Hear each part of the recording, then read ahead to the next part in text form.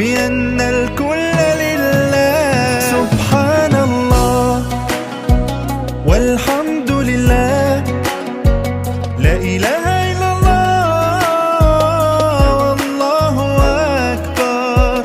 سبحان الله والحمد لله، لا إله إلا الله.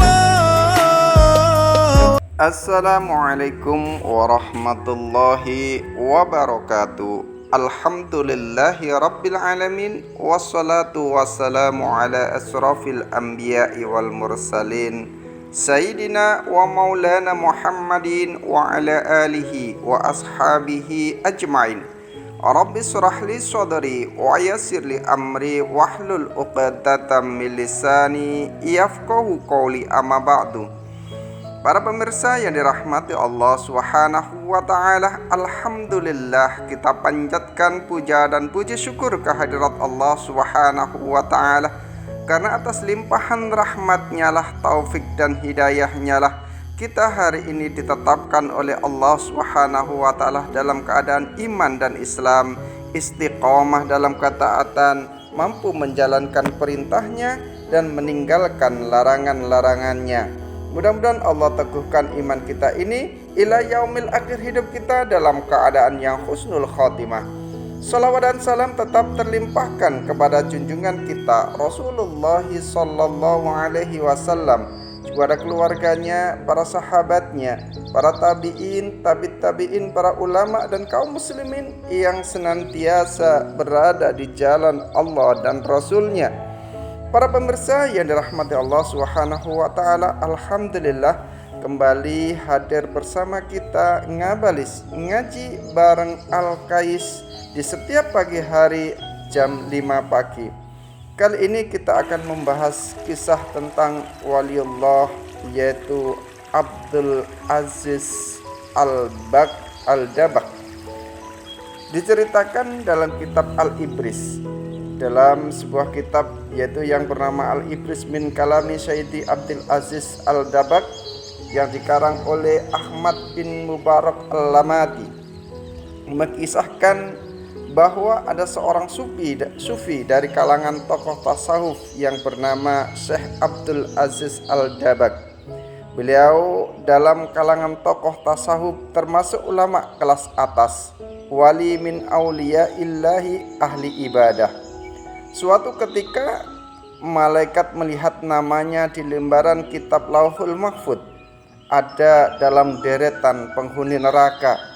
Kemudian malaikat itu pun mendatangi Syekh Abdul Aziz Al-Dabak. Malaikat itu berkata, "Wahai Abdul Aziz, apakah engkau ibadah sampai segitu, sedangkan aku melihat namamu di lembaran Lauhul Mahfud, engkau adalah penghuni neraka. Mau ibadah sebagaimanapun, engkau tetap akan masuk neraka." Kemudian Syekh Abdul Aziz menjawab, "Wahai malaikat, surga dan neraka bukan urusanku. Aku diciptakan oleh Allah Ta'ala hanya untuk beribadah kepadanya. Sebagaimana Allah berfirman, tidaklah aku ciptakan jin dan manusia kecuali hanya untuk beribadah kepadaku. Mau aku masuk surga atau masuk neraka, itu hak Allah Subhanahu wa ta'ala." Para pemirsa yang dirahmati Allah Subhanahu wa ta'ala, mendengar ucapan yang disampaikan oleh Syekh Abdul Aziz Al-Dabak sangat luar biasa. Kemudian malaikat kembali menemui Abdul Aziz dan berkata, "Wahai Abdul Aziz, ada kabar gembira. Baru saja aku melihat namamu oleh Allah Ta'ala dirubah menjadi penghuni surga." Abdul Aziz menjawab, "Alhamdulillah, tapi sekali lagi malaikat, surga dan neraka bukan urusanku. Aku beribadah hanya untuk menggapai ridho Allah Ta'ala. Karena Allah Ta'ala, sehingga Allah Ta'ala ridho kepada aku. Aku di neraka atau di surga, itu urusan Allah Subhanahu wa ta'ala." Malaikat pun takjub dengan keikhlasan Abdul Aziz dalam beribadah dan berkata, "Wahai Abdul Aziz, ikhlasmu inilah yang membuat Allah Ta'ala ridho dan merubah namamu menjadi penghuni surga." Lantas Abdul Aziz bertanya kepada malaikat, "Bila ikhlasku tadi yang membuat Allah ridho kepadaku, Lalu kiranya dosa apa yang membuat Allah Ta'ala murka kepadaku sehingga aku menjadi penghuni neraka? Para pemirsa yang dirahmati Allah Subhanahu wa Ta'ala, para pemirsa yang dirahmati Allah Subhanahu wa Ta'ala, begitulah pertanyaan Syekh Abdul Aziz kepada malaikat. Kemudian malaikat pun bercerita, engkau ingat ketika engkau masih kecil, ketika umurmu sekitar 15 tahun. Engkau ingat ketika engkau tidur, kemudian engkau mendengar suara langkah kaki ibumu menuju tempat tidurmu untuk menyuruhmu membeli sesuatu di pasar.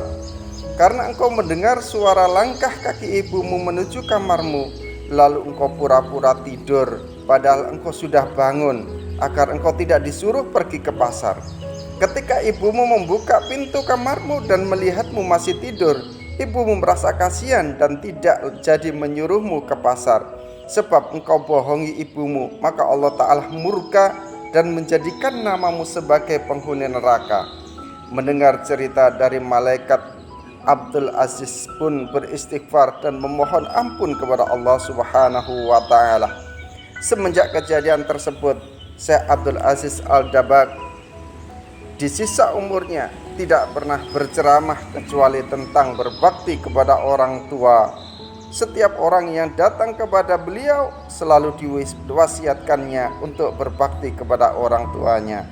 Para pemirsa yang dirahmati Allah Subhanahu wa Ta'ala, dari sekelumit cerita ini, dari sekelumit kisah ini, dapat kita ambil hikmah yang pertama. Ibadah kita harus senantiasa karena Allah Subhanahu wa Ta'ala. Ibadah kita harus murni karena Allah Subhanahu wa Ta'ala, tidak karena yang lain, sehingga Allah akan ridho kepada kita, dan ridho Allah itulah yang akan menjadi syafaat kita. Yang kedua, kita tidak boleh kemudian kita menyia-nyiakan orang tua kita. Sebagaimana kisah tadi, Syekh Abdul Aziz Al-Dabbagh mendapat murka Allah Subhanahu wa Ta'ala sehingga namanya tertera dalam neraka yang dikarenakan berpura-pura tidur ketika ibunya hendak meminta pertolongan, yaitu membelikan sesuatu ke pasar. Padahal beliau hanya pura-pura tidur. Lalu bagaimana sampai ketika ada seorang anak yang membentak ibunya? Bagaimana sampai kemudian ada seorang anak yang sampai memasangkan wajah kedua orang tuanya lebih-lebih kepada ibunya? Bagaimana ketika seorang anak kemudian mengeraskan suaranya di depan ibunya? Bagaimana sampai anak tidak mau memberikan nafkah kepada kedua orang tuanya? Dan bagaimana ketika seorang anak sampai membuat nangis ibunya? Bagaimana kira-kira nasibnya? Kalau hanya berpura-pura tidur saja, Allah murka kepadanya. Lalu bagaimana dengan kita yang sampai kadang orang tua kita marah kepada kita, membentak kita, marah kepada kita, dan lain sebagainya. Oleh karena itu, marilah kita senantiasa biru walidain, senantiasa taat kepada orang tua kita selagi orang tua kita masih ada di dunia, karena dialah pintu surga Allah Subhanahu wa Ta'ala yang ada di dunia. Demikian yang bisa kita sampaikan pada pagi hari ini.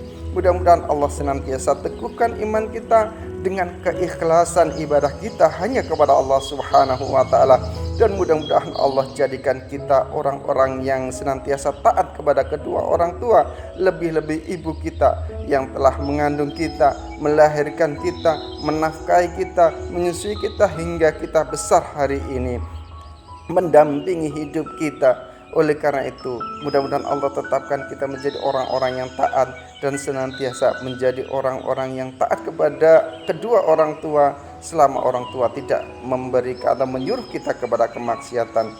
Mudah-mudahan kita menjadi orang-orang ahli ibadah yang ikhlas dan taat kepada kedua orang tua kita. Subhanakallahumma wa bihamdika asyhadu an la ilaha illa anta astaghfiruka wa atubu ilaik. Assalamualaikum warahmatullahi wabarakatuh.